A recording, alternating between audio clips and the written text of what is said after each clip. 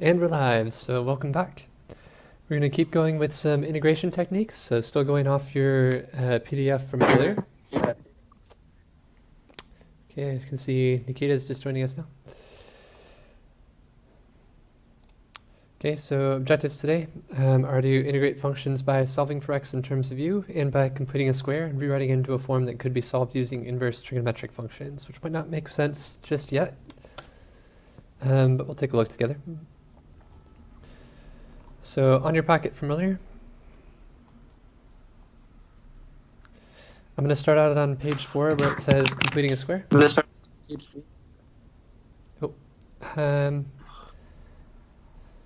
Sorry for being late. that's okay. Let's see if I can turn down Skype just a little bit.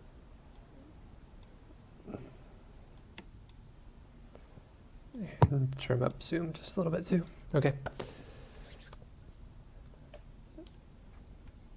All right, so we're going to start off with completing a square. This is a technique that we use first if u substitution fails, but also if there's a possibility that we could rewrite this as an inverse trig function. So our clue for that would be if we've got a quadratic function that's somewhere in the bottom of our fraction, so somewhere in the denominator. So right now, if I try to direct u substitution, my u would be the inside part of my function, which is 2x minus x squared. What would happen if I derive that? Let's go Nikita. If I derive 2x minus x squared, what do I get? I can't see the screen. Can't see the screen. Yeah, I don't think it's... Okay, Skype's not sharing, so 1 second. Let's see if I can reload that. Okay, there we go. Can you guys see the screen now? Oh yeah, no, it's still black. Yeah, I can see it. I can't see it either. Okay, so we've got, sounds like some sort of connection issues with about half of us on Skype. So half of us can see it, half of us can't. I'm gonna wait a Sorry. second. Should pop back up. That's okay. If you guys need to, you can jump over to Zoom or vice versa. So I know people have been having issues with Zoom too, with more and more people using it from the US. Sorry. That's okay. It's okay. So Nikita, back to you. If I derive this, what's gonna happen? It's just gonna be negative 2x. Okay, I'm gonna have negative 2x for that term, and then X is gonna be 2 minus negative 2x. Yeah, 2 minus x. okay, I mean 2 minus 2x. 2 minus 2x. Got it. We don't have that u prime on the top though, so I can't do a direct u substitution here. So that's my clue that I need to rewrite this somehow. This power that I have on top is dx.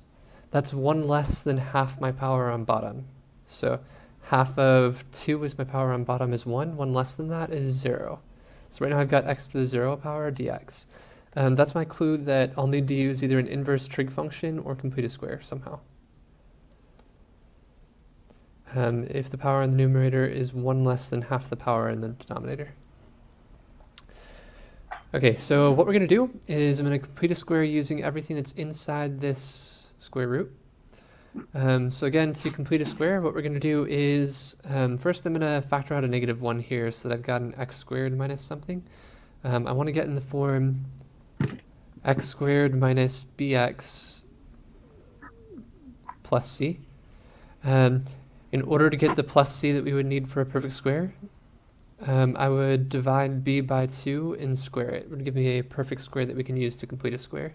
But because I don't want to change the original function, I'll also have to subtract by b over 2 squared.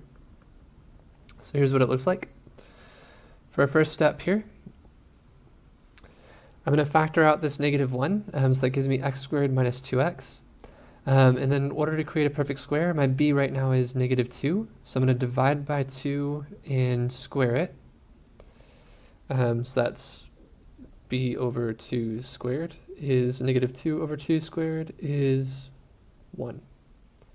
That's negative 1 squared -1 times -1 is +1. So I have to add 1 in order to make this a perfect square. But I don't want to change my original problem, so when I go to add 1, I'm also going to subtract 1. Now this x squared minus 2x plus 1 is a perfect square. What could this factor into, Andrew?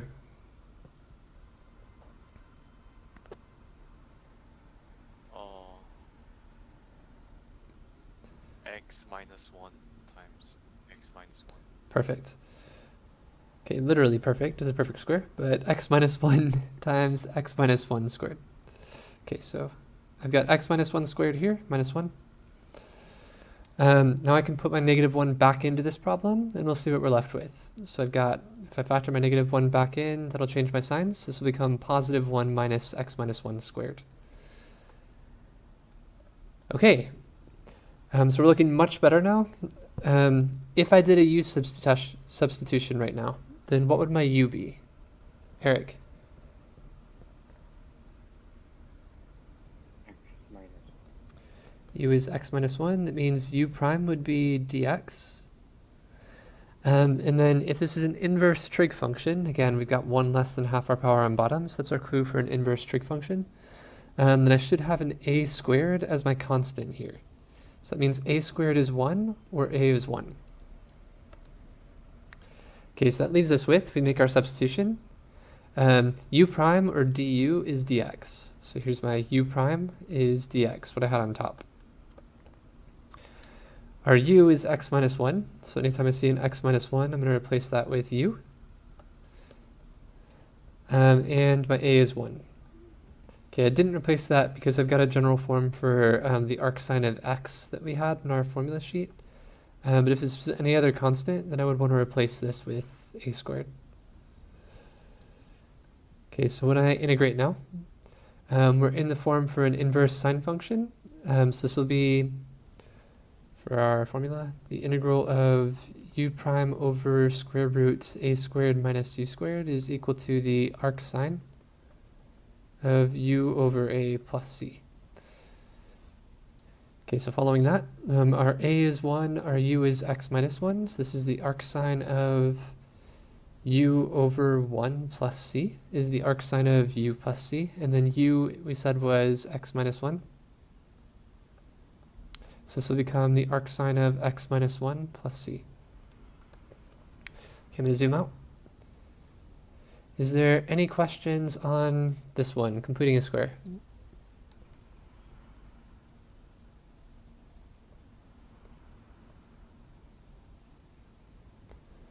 This is kind of the same idea as what we did on Wednesday with the inverse trigonometric functions. We've just got this extra step where we're completing a square beforehand.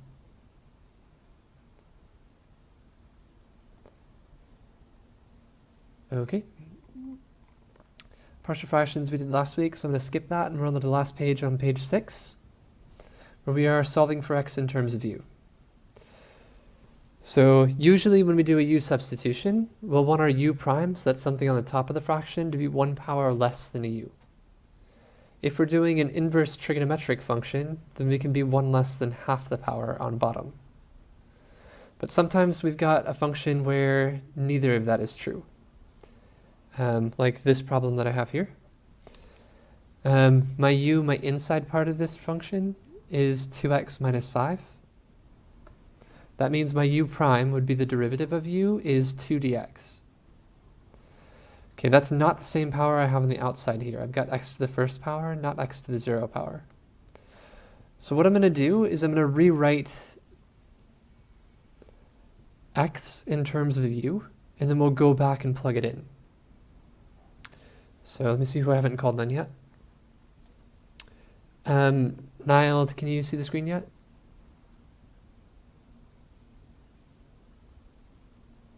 Yeah. Okay, cool. Oh, my eyes hurt. So if u is 2x minus 5, then what is x? X. Is it gonna be u plus 5 divided by 2? That's it, u plus 5 over 2. Okay, so what I'm going to do is I'm going to replace this. Anytime I see a 2x minus 5, I'm going to replace it with u. Let me color code this really quick. Anytime I see a 2x minus 5, I'm going to replace it with u. Anytime that I see a 2dx, which is partly here, I've got 4dx here, so I could say that is 2dx times 2, which I'll write in black because that's not part of our color code.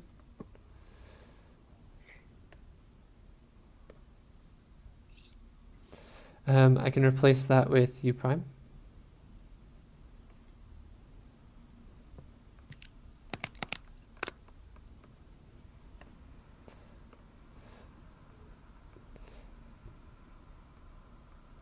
And then anytime that I see an x, I can replace that with u plus 5 over 2. So this will be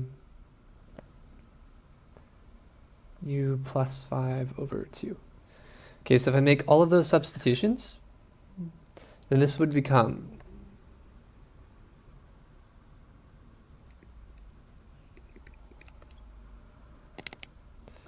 the integral of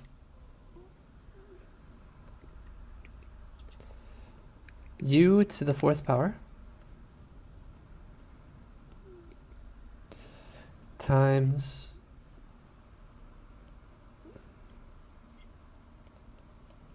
u plus 5 over 2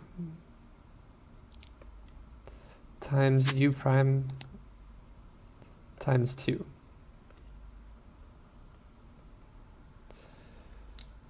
Okay, let's see, I substituted for u a little bit early here, so I'm going to rewrite this as x, just so I match everything else that I did. Okay, I haven't changed anything, I just am doing that substitution in this step over here on the right. Any questions on what we did for our substitution? This is the hard part. Good. Okay, so now we can simplify. So once again, here's our substitutions. I've got u to the 4th times u plus 5 over 2 times 2 u prime times 2 u prime. Okay, so we can start to simplify. My 2's can cancel. So that leaves me with u to the 4th power times u plus 5 u prime. Okay, then I can distribute. That'll be u to the 5th power plus 5u to the 4th power u prime. And now we're in a form that we could integrate using power rule. So I'm going to integrate, I'm going to add 1 to the power and divide by the new power for every term. My 5's can cancel. And I'm left with u to the 6 over 6 plus u to the 5th plus c. Okay, then we'll go back. Our u is equal to 2x minus 5.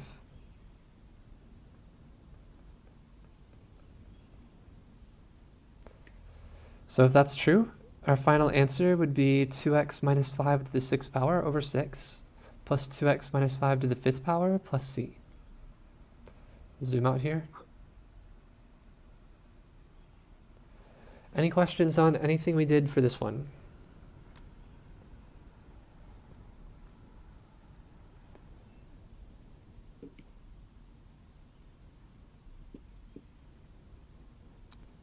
Okay. I'm going to try a handful of other problems. A review problem on derivatives first, and then we'll do a couple problems with the new stuff.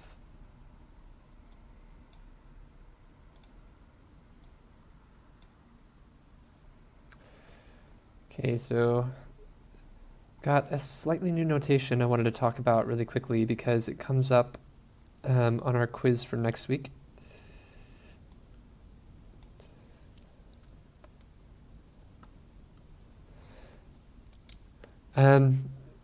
So right now this is asking for the 4th derivative in terms of x. You probably have seen me write something similar to this beforehand. You've seen me write, if I wanted to derive y, sometimes I write y prime, sometimes I write dy over dx, just saying I derived y in terms of x. And if I kept going, my second derivative using both of these notations could be y prime prime. That means I derived twice, 1, 2. Or d2y over dx squared means I took the second derivative of y in terms of x. Okay, if I keep going, we usually don't write 3 hash marks, so I do something like an exponent in parentheses of 3. It means derive this 3 times, the third derivative of y. Or d3y over dx squared. If I wanted to go to any number, this is the nth derivative of y. I derived y n number of times. If I wanted to write it in the other notation, that would be dny over dx to the nth power at any derivative of y in terms of x. Okay, so this is more just an English notation thing. What this is asking us to find is the fourth derivative of y in terms of x. Okay, let's see who else I have here. I've got Kyle, I haven't heard from you yet. So I'm going to jump as quickly as I can. So we'll go Kyle for the first derivative. What would happen for my first derivative here?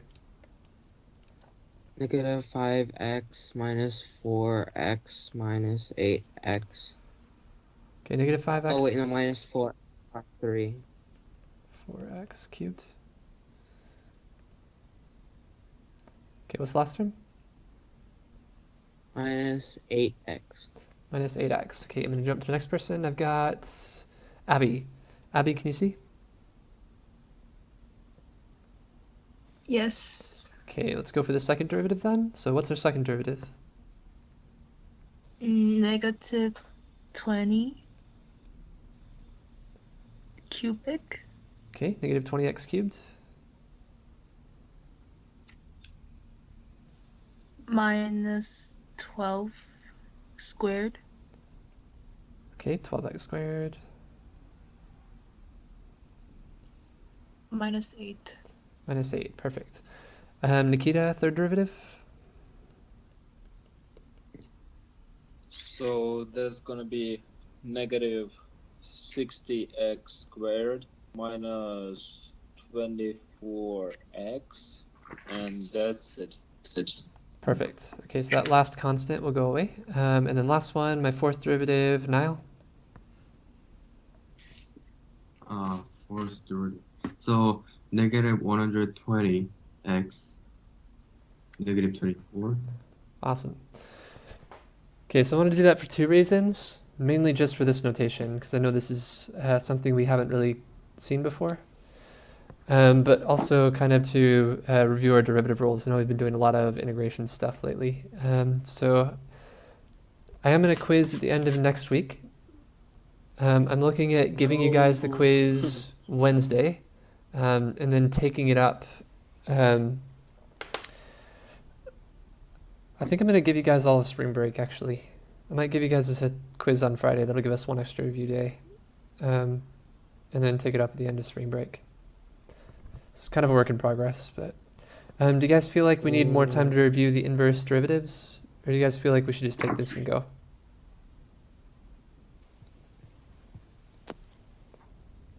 You could review more. A few more.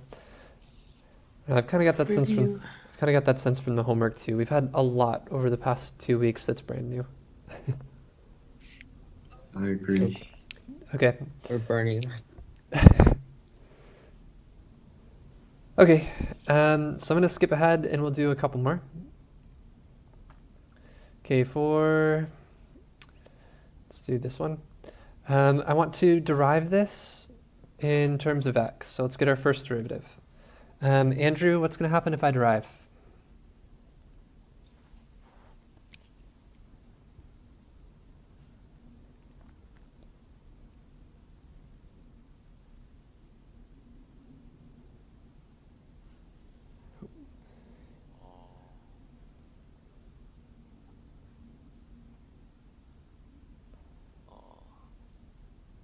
Can you tell me what rule this is?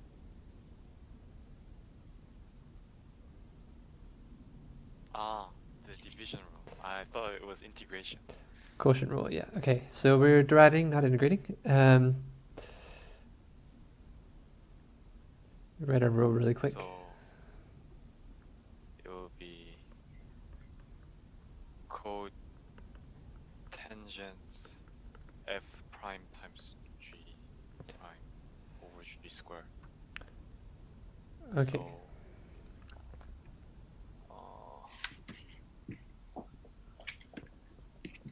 wait a minute. No worries.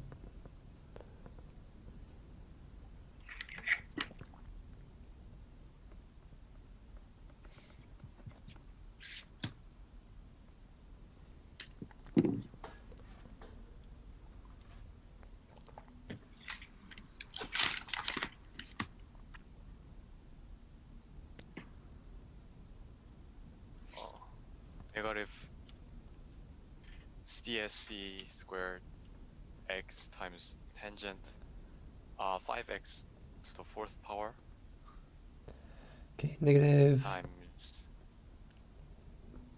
times 20x to the third power. Okay, so that's all f prime g. Minus put tangent 5x to the fourth power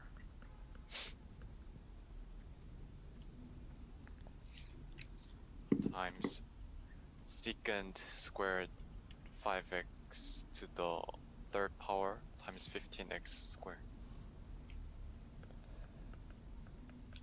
Okay, that's perfect for the numerator, and for the denominator? Tangent squared 5x to the third power. Awesome. Okay, just a quick reminder, we've got chain rule. So Andrew did that perfectly. For this step, here and here,